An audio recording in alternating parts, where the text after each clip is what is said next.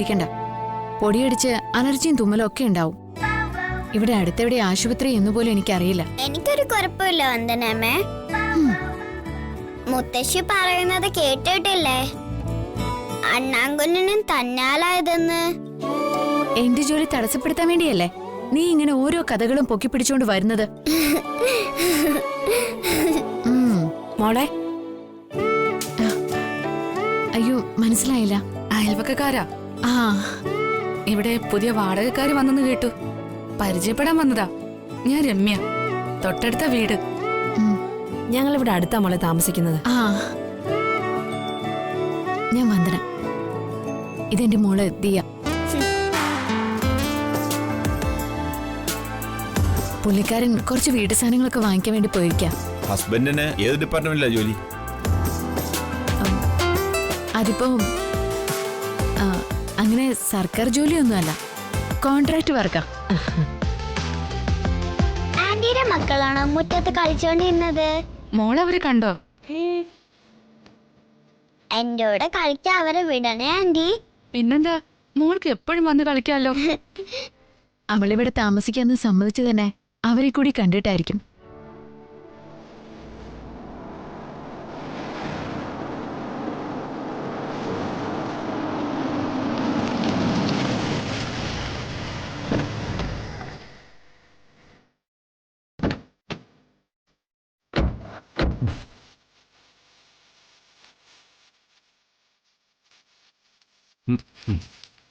ആ, അത്യാവശ്യം വേണ്ട പാത്രങ്ങളൊക്കെ വാങ്ങിയിട്ടുണ്ട്. ഒരു സ്റ്റൗ കൂടി വാങ്ങിയിട്ടുണ്ട്. എന്റെ ഹസ്ബൻഡും കൂട്ടുകാരനും. മനസ്സിലായി. ഇത് നമ്മുടെ അയൽക്കാരാ. നമസ്കാരം, ഞാൻ ജഗൻ. ജയ സാറോ? സാറായിരുന്നു ഇവിടെ താമസിക്കുന്നേ? ഞങ്ങൾ അറിഞ്ഞില്ലല്ലോ. അറിയോ? അറിയുമെന്നോ? ഞാൻ ഇന്ന് ആ സ്പിന്നിങ് മില്ലിൽ ജോലി ചെയ്യുന്നുണ്ടെങ്കിൽ അതിന്റെ കാരണം സാറാ. പൂട്ടാൻ പോയ കമ്പനിയായിരുന്നത്. അന്ന് സാറ് വിചാരിച്ചോണ്ട് ഒരിക്കലും മറക്കില്ല സാറേ. സാറേ, സാറില്ലായിരുന്നെങ്കിൽ ഞാൻ തെരുവി കിടന്ന് തണുപ്പ് കൊണ്ട് ചത്തേനെ. മക്കള് വരെ ഉപേക്ഷിച്ചു പോയ എനിക്ക് 3 സെന്റ് വസ്തുവും തന്ന് അതിൽ വീട് വെച്ച് കിട്ടിയത് സാറ് ഇടപെട്ടതുകൊണ്ട്. ഈ സരസ്വതി മരിക്കും വരെ അത് മറക്കില്ല സാറേ. സാറിന്റെ ദൈവമാ, സാറിന്റെ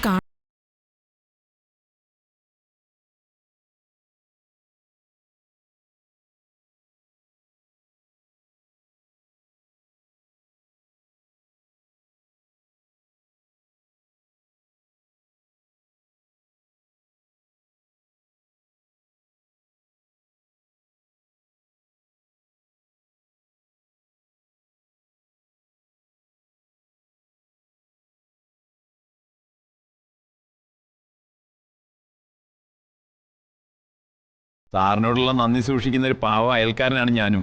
സാറിന് എന്ത് സഹായം വേണമെങ്കിലും ഒന്ന് വിളിച്ചാൽ മതി. എന്നാൽ ഞങ്ങളങ്ങോട്ട്.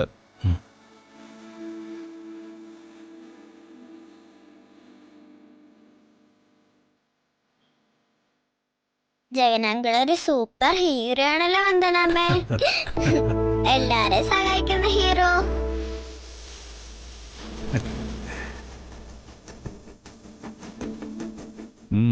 ജഗനങ്ങളുടെ ഹീറോയിസൊക്കെ വന്ദനാമ്മ കാണാനിരിക്കുന്നതല്ലേ ഉള്ളൂ.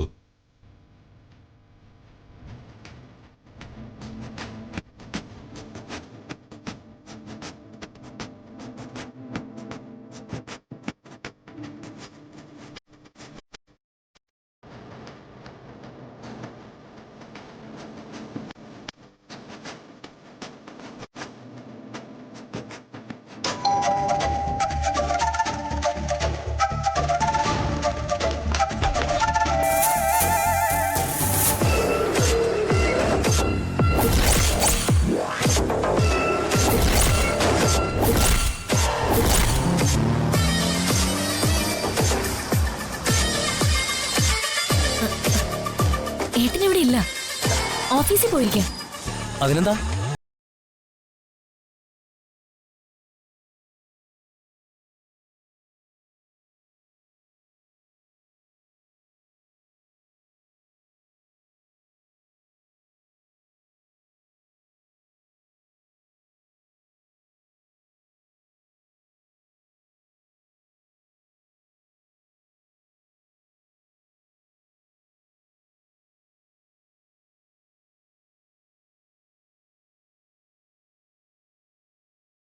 അതുവരെ വെയിറ്റ് ചെയ്യുന്നത് ബുദ്ധിമുട്ടുള്ള കാര്യമല്ലേ? ഇന്നേട്ടന് സ്പെഷ്യൽ പ്രോഗ്രാംസ് ഒന്നുമില്ല. ഓഫീസിൽ തന്നെ ഉണ്ടാവും. അവിടെ ചെന്നാ കാണാമല്ലോ. അങ്ങനെ ഓഫീസിൽ പോയി പെട്ടെന്ന് കാണേണ്ട അത്യാവശ്യമൊന്നുമില്ല. എന്താ ഞാനിവിടെ വെയിറ്റ് ചെയ്യുന്നതിൽ വർഷയ്ക്ക് എന്തെങ്കിലും ഇഷ്ടക്കേടുണ്ടോ? ഏ ഭർത്താവിന്റെ ഉറ്റ സുഹൃത്തല്ലേ, ആ എനിക്കിഷ്ടക്കേടൊന്നുമില്ല. ഉം. ഉം.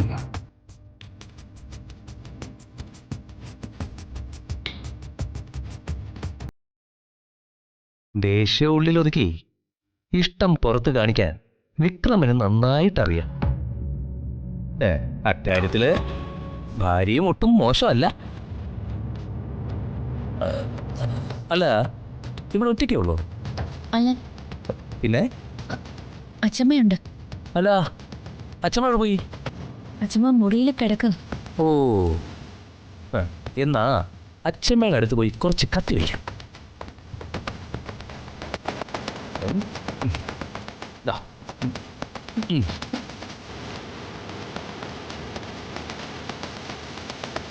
ദൈവമേ, ഒരു മുന്നറിയിപ്പും ഇല്ലാതെ വന്ന് കയറിയിരിക്കുകയാണല്ലോ. ഇറങ്ങിപ്പോവാൻ പറഞ്ഞ അത് ഏട്ടൻ ഇഷ്ടപ്പെടുവോ? ഒറ്റ സുഹൃത്താണെന്നല്ലേ പറയുന്നത്. ഏട്ടൻ ഒന്നാമത് സംശയരോഗം. ഇയാളെ ഇവിടെ കണ്ട അത് പ്രശ്നമോ? എന്റെ വെളിപ്പുറത്തമ്മേ ദേവി, ഇനി എന്താ ഒരു മാർഗം?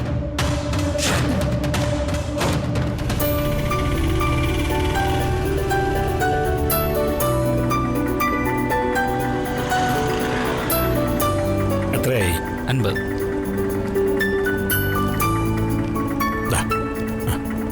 വാ. അച്ഛച്ചാ, മോളെ. അച്ഛമ്മേ, മോളെ.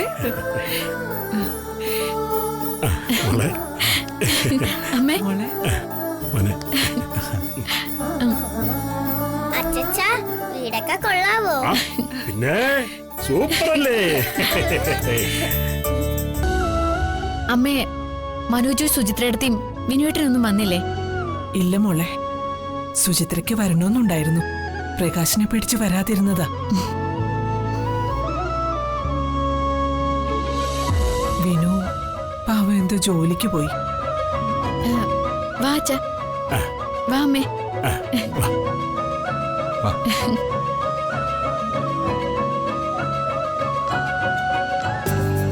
ആ, എല്ലാരും ഉണ്ടല്ലോ, വരണം. അവിടെ ഇന്ന് എങ്ങനെയാ? വാ.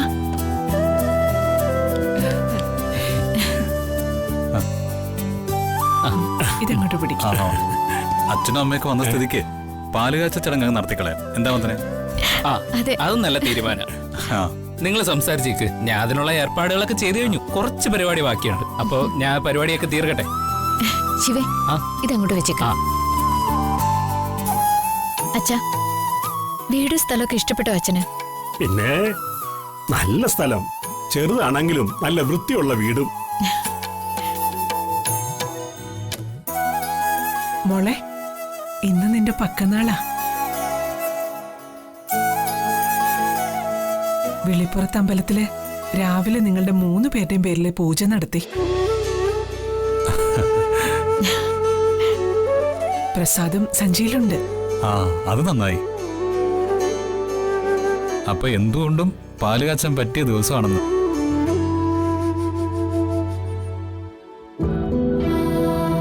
ജഗ, വീട്ടിൽ നിന്നാരും വന്നില്ലേ?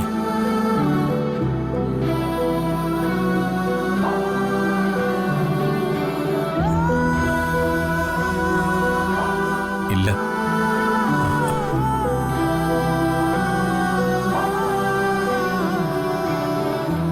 വീട്ടിൽ നിന്ന് തല്ലി ഇറക്കിയില്ലെന്നേ ഉള്ളൂ. അതിനേക്കാൾ വലിയ വേദനയോടെ ഇറങ്ങി വന്നത്. തോറ്റു കൊടുക്കാനൊന്നും തീരുമാനിച്ചിട്ടില്ല, പ്രത്യേകിച്ച് അപ്പച്ചയുടെ മുമ്പിൽ. പോട്ടെ മോനെ. ഇല്ല, അവരുടെയൊക്കെ മുമ്പിൽ വന്ദനയ്ക്കും നിയമങ്ങൾക്കും ഒപ്പം തല ഉയർത്തി തന്നെ ജഗൻ ജീവിക്കും.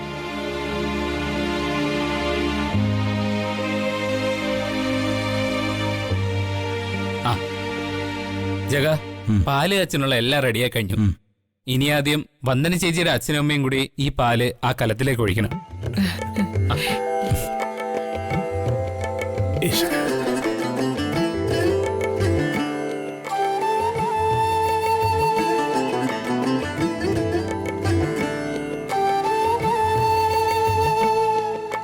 അച്ഛാ ഞാൻ വേണ്ട.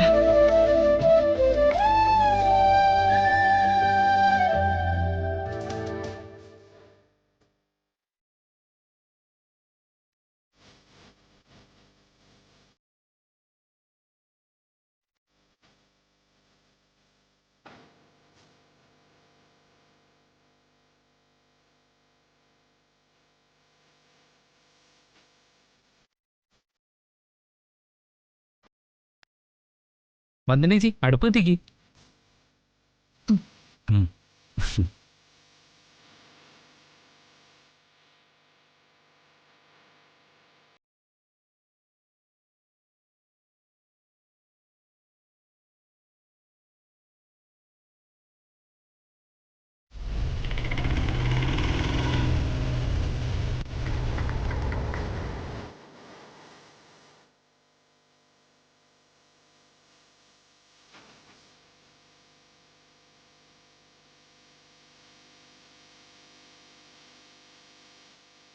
അതാരാ വേറൊരു ഓട്ടോയിൽ വന്നത്?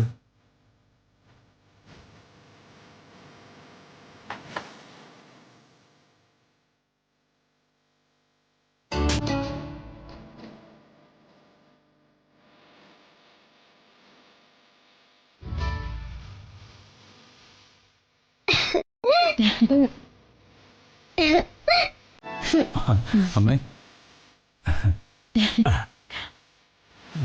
വാടക വീടെടുത്ത കഥ പറഞ്ഞു കേട്ടു.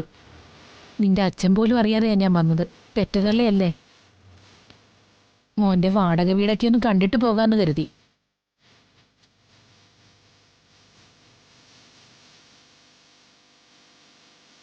നന്നായി സുമലതേ. നിങ്ങൾ വന്നതോടെ കുറുപ്പന്റെ കുടുംബം മുഴുവൻ വന്ന ഒരു നിറവുണ്ടായി.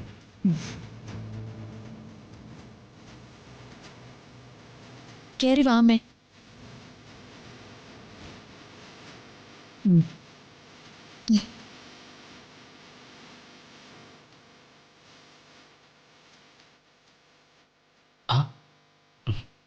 അമ്മ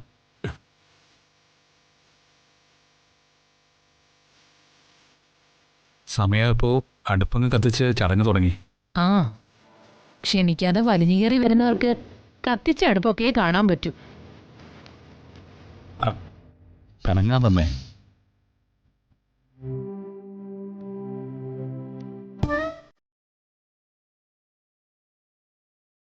ഈ സമയത്ത് നിങ്ങൾക്ക് വേണ്ട സാമ്പത്തിക സഹായം ചെയ്യേണ്ടത് ഞങ്ങളുടെ കടമയാണ്. പക്ഷേ അത് വേണ്ട സർ. ഞങ്ങളോടൊപ്പം സഹായിക്കേണ്ട നിങ്ങളുടെ മനസ്സ് തന്നെയാ ഏറ്റവും വിലപ്പെട്ട സഹായം.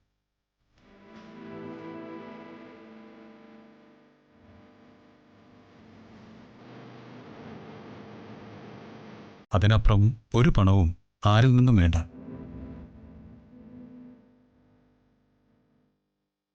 എല്ലാ പ്രശ്നങ്ങൾക്കും കാരണം നിന്റെ അപ്പച്ചിയാ.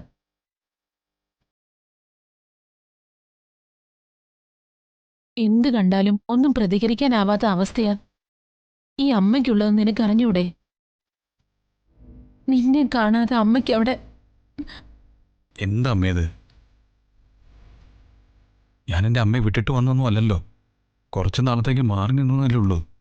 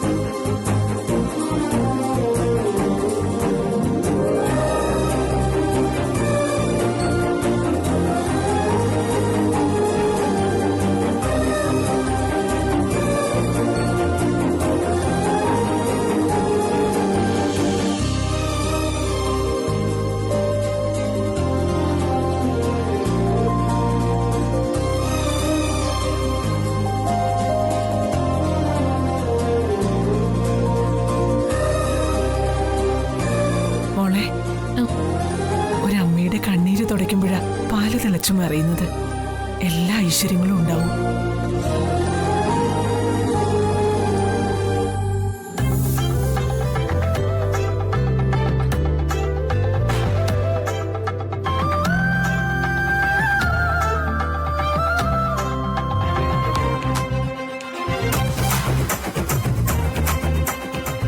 ഈ വീട്ടിൽ എത്ര സൗകര്യക്കുറവുണ്ടെങ്കിലും വന്ദനയ്ക്കും നിയമക്കും സമാധാനം ഉണ്ടമ്മേ. എന്നാ ആരും പോകണ്ട, എല്ലാവർക്കും കൂടി ഈ വീട്ടിൽ താമസിക്കാം.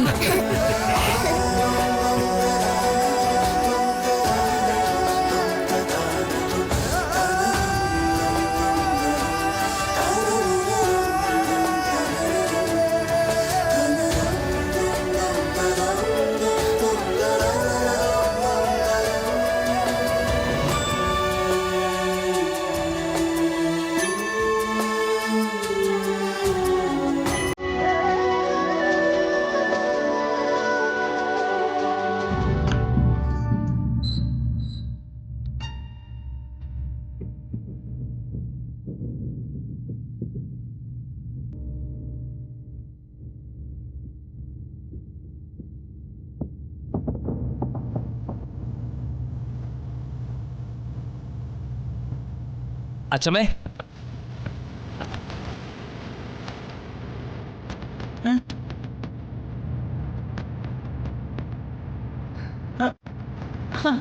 ഇതാരാ?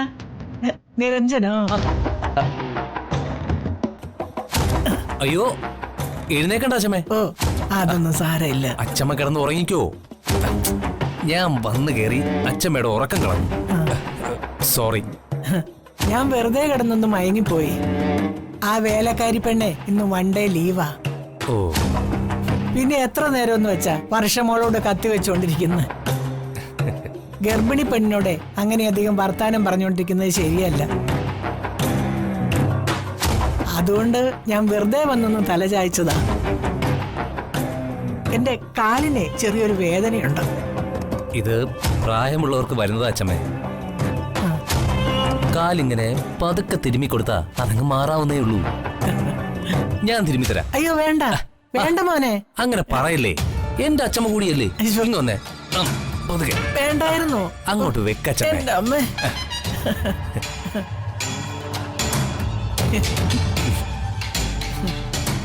മോളെ, നിരഞ്ജൻ വന്ന് കണ്ടില്ലേ? അവന് കടുപ്പത്തിലൊരു ചായ ഇട്ട് കൊടുക്ക. ശരി അച്ഛമ്മേ. ചായ ഇപ്പൊ വേണ്ട. ഞാൻ വർഷയോട് വിശേഷം ചോദിക്കാൻ മറന്നു. ആരോഗ്യ പ്രശ്നമൊക്കെ എങ്ങനെ? ഓക്കെയാണ്, ഒരു കുഴപ്പമില്ല. നന്നായി ശുശ്രൂഷിക്കാൻ ഇതുപോലൊരു അച്ഛമുള്ള എന്റെ ഗുണ.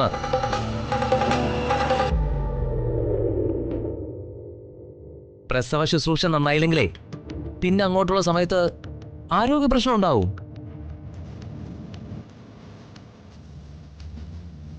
നല്ല ബോഡിയാണ് വർഷയ്ക്ക്. ഈ വൃത്തിയായിട്ടവൻ ഇപ്പോഴൊന്നും പോകുമെന്ന് തോന്നുന്നില്ല. മുറിയിൽ കയറിയുള്ള ഇവന്റെ പാദം തലോടിലെങ്ങാനും ഏട്ടൻ കണ്ടുകൊണ്ട് വന്ന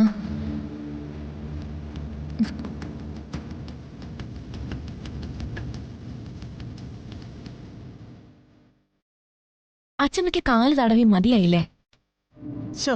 ഞാനത് ഓർത്തില്ല മോളെ. മതി മക്കളെ, മതി.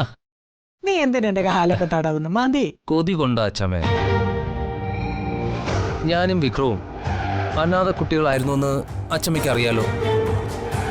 വിക്രമിനിപ്പോ ബിസിനസ്സായി, കോടിക്കണക്കിന് പണമായി, ബംഗ്ലാവായി. മാത്രോ സ്നേഹിക്കാൻ മാത്രം അറിയാവുന്ന വർഷയെ പോലുള്ളൊരു സുന്ദരിയായ ഭാര്യ.